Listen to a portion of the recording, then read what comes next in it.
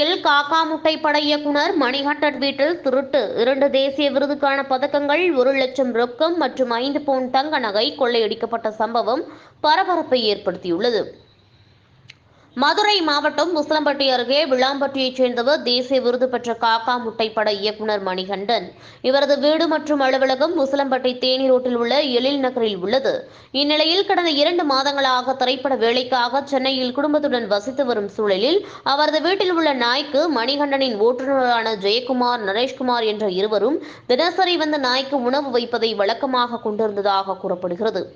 இந்நிலையில் நேற்று நாய்க்கு உணவை வைத்துவிட்டு சென்ற பின் இன்று வழக்கம் போல் மாலை 4 மணியளவில் நாய்க்கு உணவு வைக்க வந்த நரேஷ்குமார் வீட்டின் கதவுகள் திறந்து கிடப்பதைக் கண்டு அதிர்ச்சியடைந்து போலீசாருக்கு தகவல் அளித்துள்ளார். தகவல் அறிந்து விரைந்து வந்த உசிலம்பட்டி நகர் காவல் நிலைய போலீசார் நடத்திய சோதனையில் வீட்டின் பீரோவில் இருந்த கடைசி விவசாயி திரைப்படத்திற்காக மத்திய அரசு வழங்கிய 2 தேசிய விருதுக்கான வெள்ளிப் பதக்கங்கள், 1,00,000 ரொக்கம் மற்றும் 5 பவுன் தங்க நகை கொள்ளையடிக்கப்பட்டிருந்தது முதற்கட்டமாக தெரியவந்துள்ளது.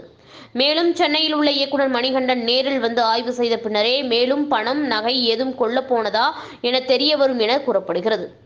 இந்நிலையில் இந்த கொள்ளை சம்பவம் தொடர்பாக உசிலம்பட்டி நகர் காவல் நிலைய போலீசார் வழக்கு பதிவு செய்து டிஎஸ்பி நல்லு தலைமையிலான போலீசார் தொடர் விசாரணை மேற்கொண்டு வருகின்றனர்.